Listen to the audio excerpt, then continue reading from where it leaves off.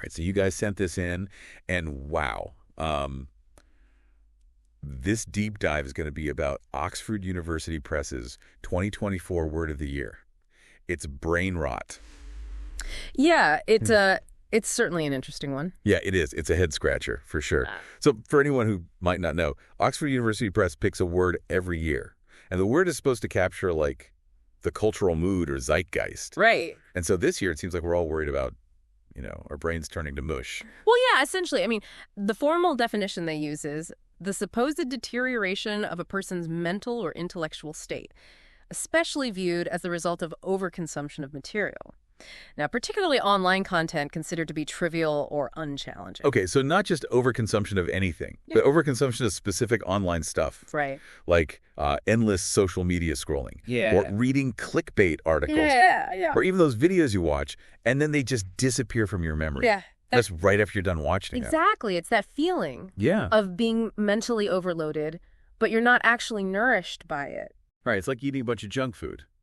But you don't get any nutritional value from it. Exactly. And it's interesting because this article, it mentions that the use of this phrase, brain rot, it skyrocketed like 230% between just 2023 and 2024. Wow. That's a huge jump. Yeah. That makes you wonder what's causing all this anxiety. Well, the article also mentioned that brain rot is really popular on TikTok, especially with Gen Z and Gen Alpha. They're using it almost self-deprecatingly. Oh, so like badge of honor? Yeah, for spending too much time online. Yeah, almost like they're at the same time.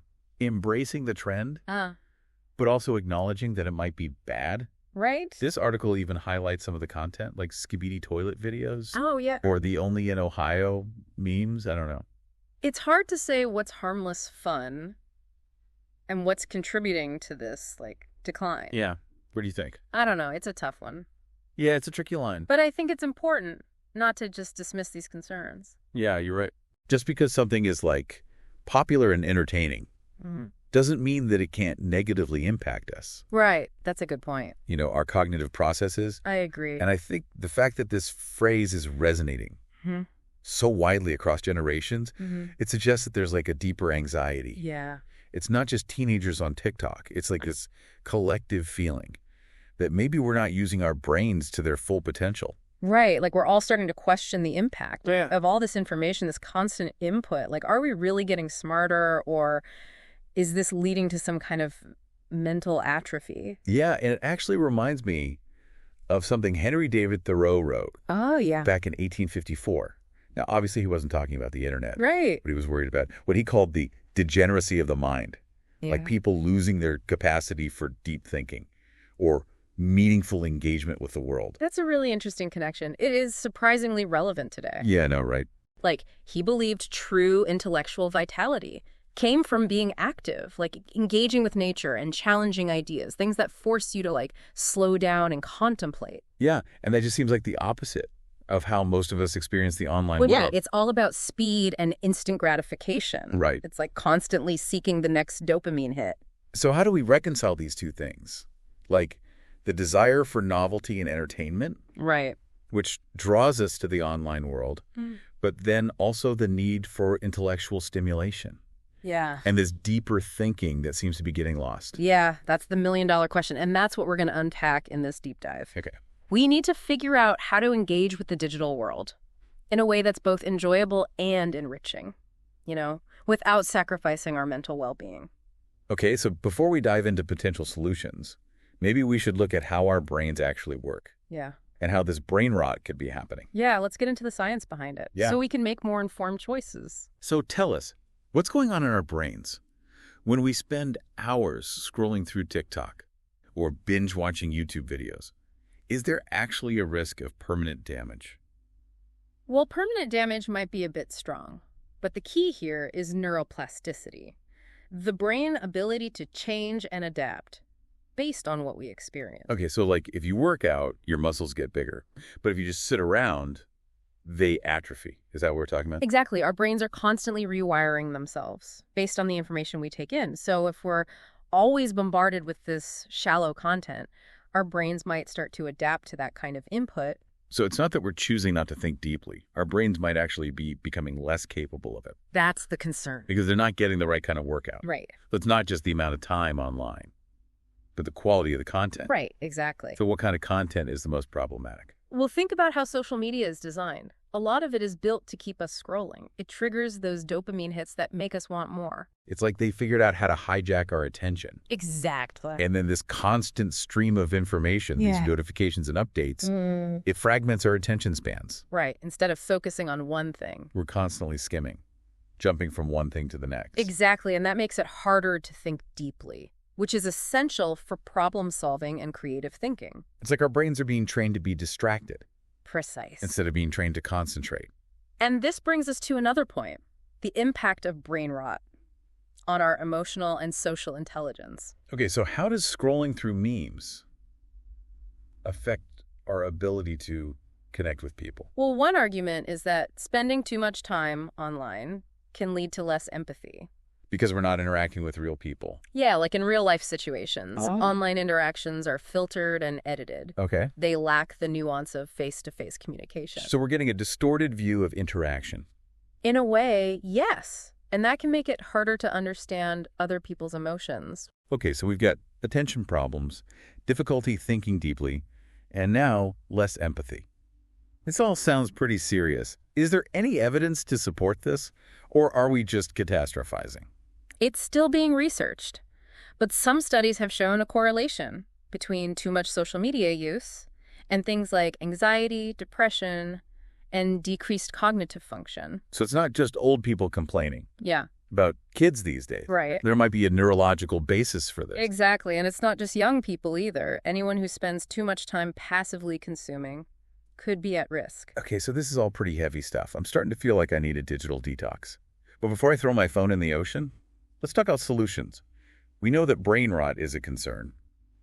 But is it inevitable? Are we all going to become mindless zombies, glued to our screens? Absolutely not. The brain is incredibly adaptable. Even if you've been passively consuming, you can still rewire your brain by actively engaging in mentally stimulating activities. So there's still hope. There's always hope. Okay, good. But it takes conscious effort, and you have to be willing to change your habits.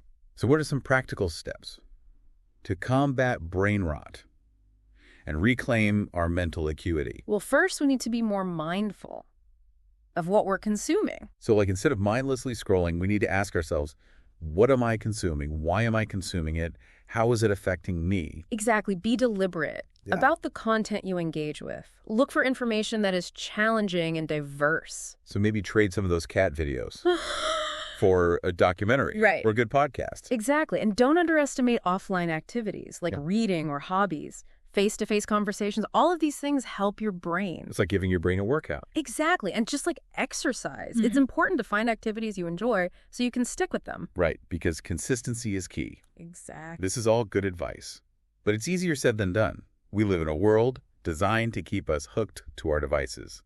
So how do we resist? It takes effort and discipline, but it is possible. One thing you can do is set boundaries, like limiting your screen time. Yeah, let's go. Create tech-free zones in your home. And be intentional with how you use technology. So like treat your phone as a tool. Yeah. And not like a tyrant. Exactly. And don't be afraid to unplug sometimes. Give your brain a chance to rest and recharge. Yeah, all this talk about brain rot makes me think about something else. The Dunning-Kruger effect, where incompetent people don't realize that they're incompetent. Is it possible that people susceptible to brain rot are also the least likely to notice it? And that's an interesting point. It really is like the ultimate irony. The more susceptible you are, the less likely you are to see the problem. It is, and that's where self-awareness is key. Like, we need to be honest with ourselves about our media habits and how they might be affecting us. You know, are we engaging with content that challenges us, or are we just passively consuming whatever's in front of us? So how can we, like, develop that self-awareness? Are there any red flags that we can look out for to see if we're heading down that brain rot path? Well, one sign is if you can't focus or concentrate as well, like if you're always getting distracted or you struggle to finish books or articles or you feel mentally exhausted, even after just a little bit of time online, that might be a warning sign. So if my attention span is like a goldfish, I might have a problem. Exactly. And another red flag is like if you're not curious anymore, like if you're not interested in learning new things or different points of view or having meaningful conversations, that could be a sign that your brain wants something more. It's like your brain is bored. Yeah, like your mental taste buds have become dull from too much junk food. I like that analogy. And brain rot isn't just an individual problem, it's a societal one too. Okay, so what does that mean? Like, what are the broader implications here? If we're all becoming less capable of thinking deeply and critically, what does that mean for our democracy, our economy, our ability to solve problems? Well, if we're constantly bombarded with misinformation and propaganda and shallow entertainment, it becomes harder to figure out what's true and what's not. It's harder to have thoughtful discussions and to make good decisions. So brain rot could really mess things up. It could. It affects how our society functions, and it also affects our personal relationships and our creativity and our overall sense of well-being. So what can we do? Is there any way to reverse this, or are we all just doomed? I don't think it's too late to change things, but it's going to take all of us working together. We need to start valuing things like intellectual curiosity and critical thinking and engaging with the world in a meaningful way. So it's not just about what each of us does individually. It's about creating a culture that values these things. Exactly. We need to support schools and libraries and cultural organizations and any place that helps people grow intellectually. And maybe we need to start thinking about technology in a different way, not just as a source of entertainment, but as a tool that can help us learn and connect and create. Right. It's about using technology in a way that improves our lives instead of making them worse. So brain rot might be the word of the year, but it doesn't have to define us. Exactly. If we're mindful of what we consume and we make sure we're doing things that challenge our minds and we work together to create a culture that values intellectual growth, we can keep our brains sharp and engaged and ready for whatever the future holds. And on that note, we'll leave you with this final thought. If brain rot is the disease, what's the cure? What will you do today to nourish your mind and resist the pull of that endless scroll? Yeah, and this is where self-awareness comes in. We need to be honest with ourselves about our media habits and how they might be affecting us. Like, are we really engaging with challenging content, or are we just passively consuming whatever's put in front of us? So how do we even develop that kind of self-awareness? Are there any red flags that we can look for to see if we're going down that brain rot path? Well, one sign is if you find it harder to focus and concentrate. Like if you're constantly getting distracted or you're struggling to finish books or articles or you just feel mentally exhausted after even short periods of online activity, that could be a warning sign. So if my attention span is like a goldfish, I might have a problem. Exactly. And another red flag is a lack of intellectual curiosity. Like if you're not interested in learning new things or exploring different perspectives or engaging in meaningful conversations, that could be another sign that your brain is craving more stimulation. It's like your mental taste buds have become dulled from too much junk food. That's a great analogy. And I think it's important to remember that brain rot isn't just an individual problem. It's a societal issue as well. Okay, so what are the broader implications of this? If we're all becoming less capable of deep thinking and critical analysis, what does that mean for our democracy, our economy, our ability to solve complex problems? It's a sobering thought. If we're constantly bombarded with misinformation, propaganda, and shallow entertainment, it becomes harder to discern truth from falsehood, to engage in thoughtful debate, to make informed decisions. So brain rot could actually undermine our ability to function as a society. That's the fear. And it's not just about politics or economics. It also affects our personal relationships, our creativity, our overall sense of well-being. So what can we do about it? Is there any way to reverse this trend, or are we all just spiraling down the drain of digital dementia? I don't think it's too late to course correct, but it's going to require a collective effort. We need to start valuing intellectual curiosity, critical thinking, and meaningful engagement with the world around us. So it's not just about individual choices, it's about creating a culture that promotes these values. Exactly. We need to support educational institutions, libraries, cultural organizations, and all the other spaces that foster intellectual growth and exploration. And maybe we need to start thinking about technology differently, not as a source of endless entertainment, but as a tool that can help us connect, learn, and create. Precisely. It's about using technology in a way that enhances our lives rather than diminishes them. So to wrap things up, brain rot might be the word of the year, but it doesn't have to be our destiny. Exactly. By being mindful of our media consumption, engaging in mentally stimulating activities, and creating a culture that values intellectual growth, we can keep our brains sharp, engaged, and ready to tackle the challenges of the 21st century. And on that note, we'll leave you with this final thought to ponder. If brain rot is the disease, what's the antidote? What will you do today to nourish your mind and resist the allure of the endless scroll?